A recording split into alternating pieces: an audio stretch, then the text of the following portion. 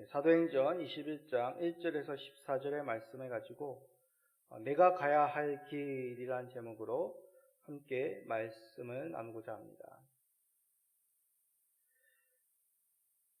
이제 2022년도도 얼마 남지 않았습니다. 참 금년에 팬데믹 이후 여러 뜻밖의 일들을 만났습니다. 물가 상승이라든지 기상이변, 또 우크라이나 전쟁, 그로 인한 또 무력 대란들, 그리고 중국과 미국과의 양강 외교 전쟁, 또 국내적으로는 정치의 양극단과 리더십의 부재, 여러 일들이 있었죠. 이것으로 인해서 우리들의 서민들의 삶은 많이 각박해졌습니다. 사실 이러한 일들은 일부 학자들이 경고를 하였고, 그러나 사람들은 그 일들에 대해서 귀담아 듣지 않았죠. 확신이 있지 않았기 때문에 많은 사람들이 이것에 대해 미리 대비를 하지 못하였습니다. 사람들은 앞으로의 일들에 대해서 알고자 합니다. 그러나 앞의 일들을 아는 사람은 거의 없죠. 불확실한 미래로 인해 무엇을 선택해야 될지 결단을 하지 못하는 경우들이 많습니다. 이렇듯 불확실한 미래는 사람들이 두려워하는 것 중에 하나입니다. 어떤 일이 일어날지, 앞으로의 내 삶은 어떻게 될지 알지 못함으로 혼란스러워하고 선뜻 어떤 결정을 내리지 못하죠. 그런데 오늘 말씀 속에서는 계속되는 경고 속에서도 앞으로 닥칠 큰 위험 속에서도 꿋꿋하게 앞으로 나아가는 한 사람을 발견하게 됩니다. 바로 바울 사도입니다. 바울 사도는 들어가는 성마다 만나는 제자들마다 한사코 예루살렘으로 가지 말 것을 듣습니다. 그럼에도 바울 사도는 의연하게 예루살렘으로 나아가죠. 그런데 그 과정이 예사롭지가 않습니다. 제자들은 만류를 합니다. 그리고 여러 예언자들도 만류를 합니다. 그럼에도 사도 바울은 예루살렘으로 가고자 하는 것이죠. 우리는 이것을 어떻게 이해를 해야 될까요? 그리고 우리는 앞으로의 일들에 대해서 어떤 바른 결정을 해야 될까요? 오늘 말씀을 통해서 우리가 결정함에 있어 어떤 원리로 결정해야 되는지 우리가 찾아보기를 소원합니다. 그리하여 말씀을 통해 내가 가야 할 길을 바르게 선택하실 수 있는 우리 모든 성도님 되시기를 간절히 간구드립니다. 자, 먼저 바울 사도의 선택을 한번 살펴봅시다. 사도행전 21장 1절입니다.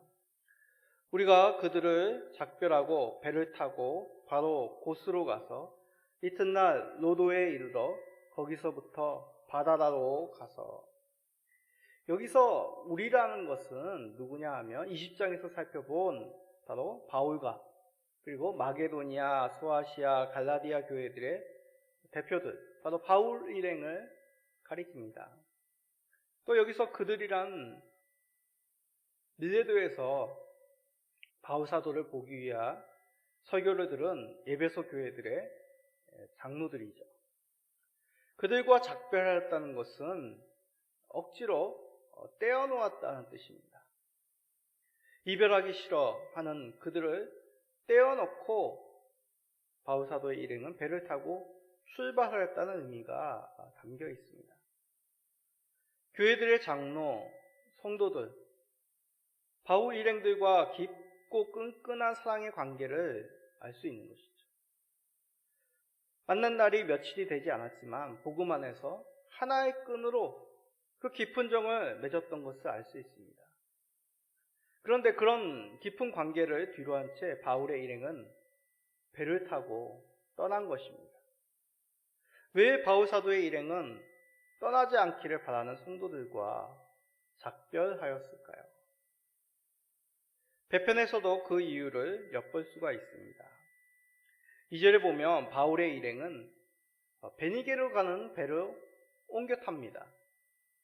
그 이유는 예루살렘에 하루라도 더 빨리 가기 위하여 더 빠른 배편을 이용한 것이죠. 이렇게 빠르게 예루살렘을 가려고 한 이유, 우리가 지난 시간 사도행전 20장에서 살펴보았습니다. 사도행전 20장 16절입니다. 바울이 아시아에서 지체하지 않기 위하여 에베소를 지나 배 타고 가기로 작정하였으니 이는 될 수 있는 대로 오순절 안에 예루살렘에 이르려고 급히 가민이라. 급하게 예루살렘으로 방문하려는 목적, 바로 이방 지역 교회들이 헌금한 것들을 대기근으로 인해 어려움에 처해 있는 예루살렘 교회 성도들에게 하루라도 빨리 전하기 위함입니다. 그러나 더 근본적인 급한 이유는 20장 16절의 말씀과 같이 오순절이 이르기 전에 예루살렘에 도착하기 위함이죠. 오순절 달이란 유월절 이후 50일째 되는 절기입니다. 이 절기를 맥추절, 칠칠절로 불렸다고 하였죠. 그래서 우리로 따진다면 추석과도 같은 명절이라 하였습니다. 근데 이 당시 유대인들은 어떤 이런 추수에 대한 감사를 올리는 절기보다 시내산에서 십계명을 받은 날로 율법을 사랑하고 율법을 주심을 감사하는 날로 보냈다고 합니다. 그러게 이곳에 모이는 유대인들은 율법을 극히 중요시 여기는 그런 전통 보수 유대주의자들입니다. 이들은 율법을 지켜야지만 구원을 얻을 수 있다고 여겼습니다. 그러기에 이들의 생각 가치관은 예수님의 복음과는 정면으로 배치되는 그런 사람들이 주로 모이는 절기가 바로 이 오순절입니다. 이런 자들이 많이 모이는 오순절 안에 바울 사도는 예루살렘에 도착하려고 하는 것입니다. 무슨 이유겠습니까? 바로 이들에게도 복음을 전하기 위함입니다. 사도행전 9장 15절입니다. 주께서 이르시되 가라, 이 사람은 내 이름을 이방인과 임금들과 이스라엘 자손들에게 전하기 위하여 택한 나의 그릇이니라. 이 말씀은 지난 시간에도 여러 번 말씀을 드렸습니다. 회심한 바울 사도에게 안수한 아나니아, 주께서 나타나셔 그에게 말씀하신 내용이죠. 복음의 방해자요, 복음의 핍박자인 이 바울에게 주 예수님께서 찾아오신 이유, 바로 이방인, 임금들, 이스라엘 자손들 모든 사람들에게 복음을 전하기 위하여 택한 주님의 그릇이다, 종이다, 그런 이유로 예수님께서 바울 사도를 찾아오신 것입니다. 그러기에 바울 사도의 예루살렘을 향하는 일정, 깊은 정이 든 성도들과 아쉬운 이별을 뒤로한 채 떠나는 이유, 그것은 바로 유대인들에게도 보수적이고 율법을 중요시 여기는 이 유대주의자들에게도 예수님의 복음을 전하기 위함이었던 것이죠. 바울 사도의 선택, 그 중심에는 자신을 부르신 주 예수 그리스도의 뜻이 간곡히 꼿꼿이 세워져 있었던 것입니다. 이러한 바울의 중심, 단지 이 시기에만 있었던 것이 아닙니다. 예루살렘 방문 전에만 그의 마음이 그랬던 것이 아니란 얘기죠. 예수님을 만난 후 일평생 그는 예수 그리스도의 복음, 예수님의 뜻이 그 속에 자리 잡고 있었습니다. 인생의 말년에 기록한 빌립보서에서도 그는 이 중심을 밝힙니다. 빌립보서 3장 14절입니다. 표대를 향하여 그리스도 예수 안에서 하나님이 위에서 부르신 부름의 상을 위하여 달려가노라. 여기서 표대란 것은 은유적인 표현입니다. 그리스도 안에서의 복음, 복음으로 말미암은 부활의 권능을 말하는 것이죠. 이미 이루었다고 그는 여기지 않았습니다. 이 뜻은 예수님을 믿은 후에도 부활에 대한 확신이 없었다, 그런 의미가 아닙니다. 그리스도 안에서 자신의 부르신 상, 부활의 그 기쁜 권능을 얻기 위하여 그는 매 순간 매 순간 최선을 다하여 주를 보고 부활의 권능을 사모하며 인생을 달려갔다라고 고백하고 있는 것이죠. 그렇습니다. 바울 사도의 중심은 늘 주께서 자신을 부르신 이유, 주의 뜻으로 가득하였던 것이죠. 주의 뜻, 결국 모든 사람들에게 복음을 전함입니다. 이 말을 오해하시지 마시기 바랍니다. 우리 모두가 바울 사도와 같이 일평생 주의 복음을 위하여 아무것도 하지 말고 전문적으로 복음을 전파해라, 그런 뜻은 아닙니다. 우리의 주업은 복음을 전하는 삶이란 얘기죠.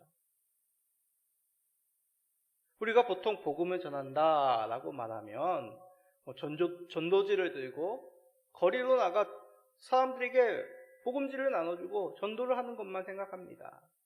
물론 직접적인 복음 전하는 것도 이 가운데 포함이 됩니다. 그러나 더 큰 의미, 더 중요한 의미가 있습니다. 복음적인 삶을 사는 것입니다. 우리가 대하는 사람, 그 관계, 우리가 내뱉는 말, 우리가 살아가는 그 모든 삶의 모습, 경제적인 씀씀이, 공부하는 목적, 친구들과 그 노는 모습 속에서도 복음적인 삶을 살아내는 것이라는 얘기죠. 이는 우리가 만나는 사람마다 그 관계 속에서 예수님의 얘기만 하라, 복음적인 얘기만 하라, 그런 뜻은 아니란 얘기입니다. 그리스도 안에서 생명을 누리고 그 평안을 누리고 자연스럽게 우리의 삶의 흔적 속에서 그리스도의 그 복음의 생명의 향기를 나타내라는 뜻입니다. 우리의 표정, 그 말 속에 녹아져 있는 예수 그리스도, 우리 안에 역사하시는 그 복음의 능력을 살아내는 것, 이것이 바로 복음의 삶이라는 뜻입니다. 우리는 얼마든지 나이 어린 아이에서부터 늦지막하게 갓 예수님을 믿은 어르신에 이르기까지 누구나가 이런 복음적인 삶을 살 수 있습니다. 바울 사도는 바로 이런 복음적인 삶, 복음을 전하는 삶이 그의 중심이었다는 얘기입니다. 이에 따른 길, 이것이 바로 그가 걸어간 길이죠. 우리에게도 각자에게 부르신 주님의 뜻이 있습니다. 어떤 사람은 저와 같은 전문적인 복음의 사역자, 말씀의 사역자로 부름받았습니다. 그러나 어떤 분들은 그냥 평범하게 직장인으로, 주부로, 학생으로 부름을 받았습니다. 그러나 그런 부업은 다를지라도 공통적으로 우리가 가져야 될 주업, 복음적인 삶이라는 얘기죠. 구원받은 자, 우리가 예수님을 믿은 것, 바로 복음적인 삶을 누리고 자연스럽게 그 삶을 우리의 삶 가운데 주변인들에게 흘러 나타낼 수 있는 그런 모습으로 우리를 부르셨다는 얘기입니다. 우리가 복음을 누리고 이를 자연스럽게 삶 속에 나타내시는 모든 성도님 되시기 바랍니다. 그리하여 만나는 사람들이 우리의 모습을 통하여 예수 그리스도 안에 복음의 그 생명의 향기를 맛보는 축복의 통로가 되시기를 간절히 간구드립니다. 자, 그런데 이런 내용은 우리가 사도행전을 쭉 살펴보면서 여러 번 언급한 기억이 있습니다.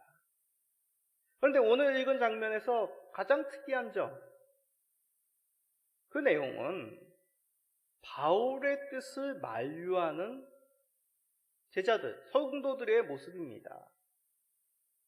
아니, 목사님, 정의든 관계라면서요. 그러면 얼마든지 만류할 수 있는 것 아닌가요? 그게 뭐 그렇게 특별한가요? 라는 질문이 생길 수 있습니다. 맞습니다. 사랑하는 가족, 가까운 친구들이 눈에 보이는 그 뻔한 고생길을 간다면 여러분들은 어떻게 말씀하시겠습니까? 당연히 만류를 하겠죠. 그 길 선택하지 마라. 이런 어려움이 있지 않겠니? 다른 길을 선택할 수는 없습니까? 상대방을 사랑하고 아끼면 아낄수록 이런 만류는 자연스럽게 나오게 됩니다. 어려운 길을 가는 사랑하는 사람에게 당연히 만류함이 나오죠. 그런데 우리가 주목해야 될 이 본문 속에서의 내용, 이들의 만류가 성령님의 감동함에서부터 출발했다는 사실입니다.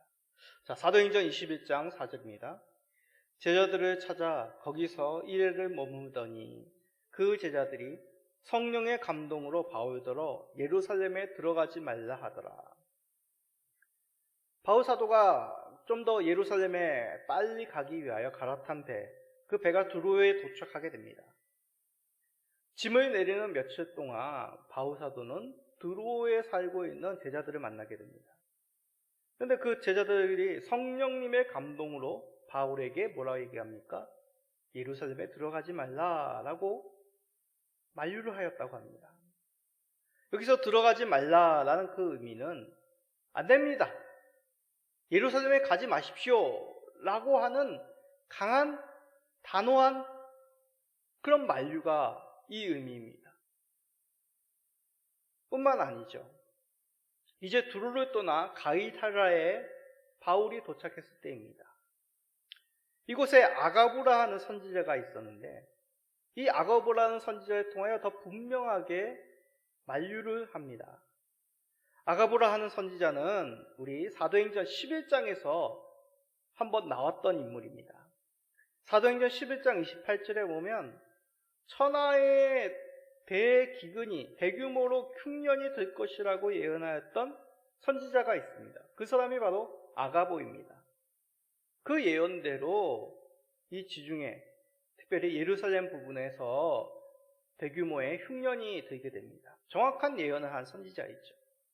이런 정확한 예언을 하였던 선지자도 바울의 그 앞의 일들에 대해서 예언한 것입니다.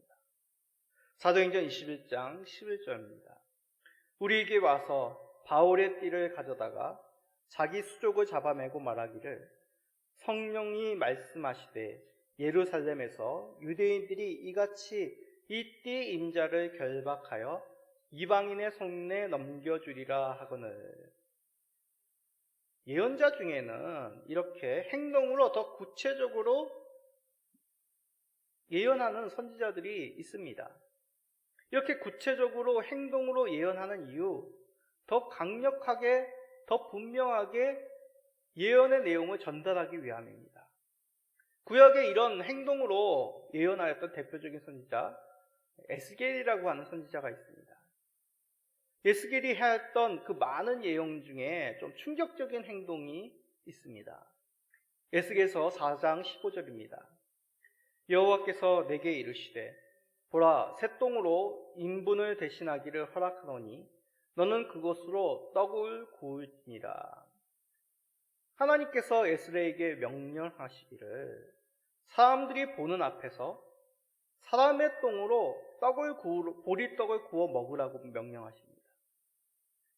이런 명령에 에스겔은 부정한 것으로 자신을 더럽히지 않았다라고 하나님께 항변하죠.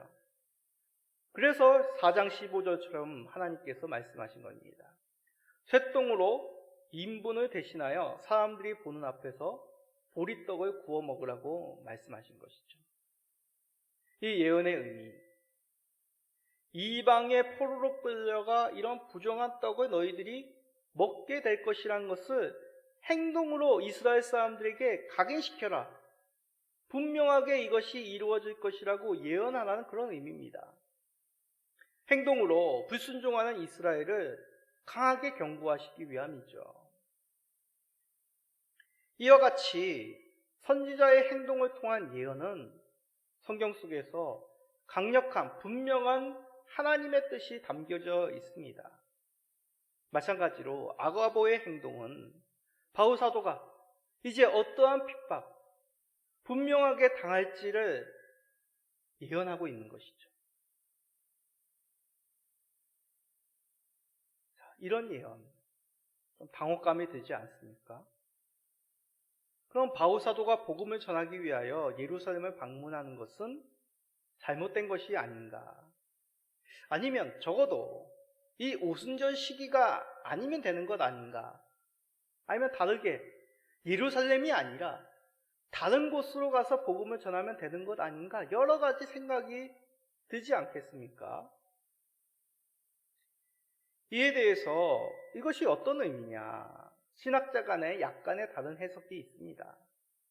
그러나 우리는 본문들 속에서 바르게 이 내용을 이해할 수 있습니다. 먼저 아가보의 예언은 단지 띠의 주인이 이런 핍박을 당할 것이다 라는 것이 예언의 내용입니다. 그럼 예루살렘에 들어가지 말라는 것은 누구의 뜻입니까? 이 예언을 보고 들은 제자들의 만류였죠. 즉 예언은 성령님의 예언이었으나 예언에 따른 해석은 제자들의 의견이었음을 우리는 알 수 있습니다. 이렇듯 예언이 바른지 아니면 잘못된 예언인지 알려면 그 예언을 분별을 해야 됩니다. 바울 사도는 고린도전서에서 이를 강조하였습니다. 또한 요한 사도도 요한일서에서 이것을 주의 깊게 살펴볼 것을 언급하였습니다. 자, 고린도전서 2장 14절을 봅시다.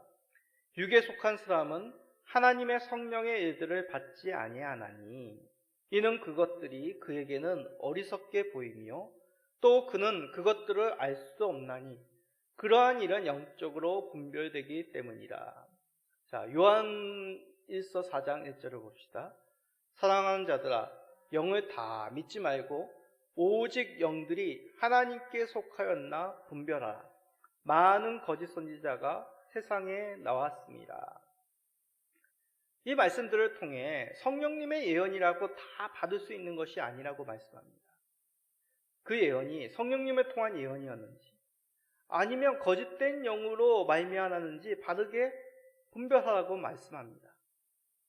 또한 영적인 예언일지라도 육적인 생각으로 어리석게 그 예언을 치부할 수도 있다라고 경고하였습니다. 이렇듯 성령님의 예언을 통한 그 예언, 분별함이 중요하다는 것이죠. 분별함을 통하여 바르게 이해하는 것이 필요하다고 말씀합니다. 우리에게도 마찬가지입니다.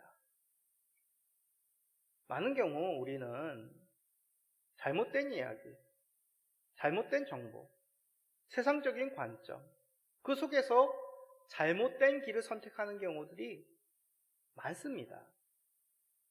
오히려 바른 가르침, 바른 조언에는 귀를 막는 경우가 참 많습니다. 우리는 좀 더 신중하게 주의 뜻을 살피는 것이 필요합니다. 이것은 무슨 신령한 말을 하는 사람들만 찾아다니라 그런 의미가 아니죠. 성령에 충만한 삶을 사는 그 신앙의 선배, 말씀에 모범적으로 사는 그 말씀의 사역자를 통하여 살피는 것이 필요합니다. 그러나 대전제는 무엇입니까? 말씀과 성령님임을 우리는 잊지 말아야 된다는 거죠. 사람이 아닙니다. 만약 조언하는 사람이 말씀과 성령님의 성품과 어긋난다면 이는 앞뒤가 맞지 않는 것이죠. 중요한 것은 우리의 중심이 어디에 있느냐, 우리의 귀와 눈이 어디에 그것을 집중하고 있느냐가 중요하다는 것입니다.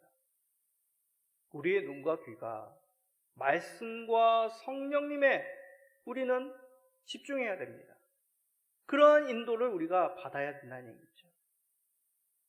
우리 사랑하는 성도님들, 주의 말씀과 성령님의 중심을 두시기 바랍니다. 우리의 삶의 기준은 말씀과 성령님을 통하여 바른 길을 찾으시는 모든 성도님 되시기를 간절히 간구드립니다. 그럼 제자들의 만류란 것은 그저 사람들의 소원일까요? 바울사도를 아끼는 마음이죠. 바울사도를 아끼고 사랑함에 그런 성도들의 애틋한 만류였습니다. 그렇기에 예루살렘에 가지 않음이 주의 뜻이라고 정확히 말할 수가 없다는 것이죠. 이런 제자들의 만류에 대해 바울사도는 어떻게 반응하였습니까? 사도행전 21장 13절입니다. 바울이 대답하되 여러분이 어찌하여 울어 내 마음을 상하게 하느냐? 나는 주 예수의 이름을 위하여 결박당할 뿐 아니라 예루살렘에서 죽을 것도 각오하였노라 하니. 바울사도는 제자들의 만류를 별 대수롭게 여기지 않았다. 그러지 않았습니다. 여기서 마음이 상하다라는 것은 마음을 깨부수다는 의미입니다. 애정 어린 제자들의 만류로 바울사도 그 마음이 시리도록 절절하게 아팠다는 뜻입니다. 이런 마음 혹시 느껴보신 적 있습니까? 정말 마음이 시려집니다. 쓰라려집니다. 바울사도도 그 마음이 부서질 정도로 이들의 만류 가운데 마음이 아팠다는 얘기입니다. 그럼에도 그는 예루살렘 가는 길을 선택을 합니다. 왜냐하면 주 예수의 이름을 위해 결박당할 뿐 아니라 죽을 각오도 하였기 때문이죠. 여기서 각오란 것은 준비가 되어 있다는 뜻입니다. 오랜 시간 동안 그 마음을 품고 다짐하여 모든 것을 정하였다는 의미가 바로 각오입니다. 이런 변함없는 바울사도의 각오에 오히려 만류하였던 제자들이 물러납니다. 이제 모든 것을 주의 뜻대로 이루어지기를 원하며 함께 기도하며 바울사도의 일행을 배웅합니다. 오히려 이런 모습, 바울사도에게 필요한 것이 바로 자신의 앞길에 대하여 함께 주의 길을 갈 수 있도록, 주의 뜻이 이루어질 수 있도록 기도하는 것이죠. 그 당시에는 주의 뜻이 복음 전파라는 그 대의만 알 뿐입니다. 이제 예루살렘에 가면 어떠한 일을, 그리고 그 일로 인하여 하나님께서 완성하시고자 하는 그 뜻이 무엇인지 정확히 알 수는 없었습니다. 그 속에서 제자들은 애정어린 마음으로 그 절절한 마음, 그들 속에 고이고이 간직하고 사랑하는 바울사도를 보낼 수밖에 없었습니다. 그 속에서 바울사도는 주의 부르심에 향한 결연한 의지로 그 길을 떠나게 됩니다. 이러한 모습, 성경 속에서 여러 사람들을 통해 보여집니다. 구약의 여러 선지자들이 그러하였죠. 또 신약에는 이름 없는 여러 성도들이 그러하였습니다. 이들이 결연하게 주의 뜻을 향하여 갈 수 있었던 것, 바로 그 속에서 주 하나님에 대한 신뢰가 있었기 때문입니다. 히브리서 12장 2절입니다. 믿음의 주여 또 온전하게 하신 이 예수를 바라보자. 그는 그 앞에 있는 기쁨을 위하여 십자가를 참으사 부끄러움을 개의치 아니하시더니 하나님 보좌 우편에 앉으셨느니라. 하나님의 아들이신 예수님도 그 십자가의 부끄러움을 참으셨습니다. 그리하여 그 십자가의 구원의 길, 대속의 길을 완성하셨죠. 왜 그렇습니까? 하나님께서 부르신 그 길을 가신 것입니다. 그러기에 구약의 많은 선지자들이, 신약에 이름 없는 많은 성도들이 결연하게 주의 부르심에 응답할 수 있었던 것, 자신을 위해 부르신 그 주의 뜻, 예수 그리스도를 바라보며 그들이 부르심에 응답하였다는 것이죠. 아무리 두려운 앞길이 있을지라도 믿음의 선배들도 바울 사도도 주의 부르심에 응답하였습니다. 사랑하는 성도님들, 우리의 앞길에는 어떤 어려움이 있는지 알 수 없습니다. 그 가운데 어떤 길을 선택하시겠습니까? 편한 길이요? 세상에서 인정받고 성공하는 길이요? 오늘 말씀을 기억합시다. 말씀과 성령님의 우리의 중심을 둡시다. 핍박과 어려움 속에서도 십자가의 길을 완성하신 주 예수 그리스도를 바라봅시다. 그리하여 복음의 삶을 선택하시는 모든 성도님 되시기를 예수 그리스도의 이름으로 간절히 축복드립니다. 아멘.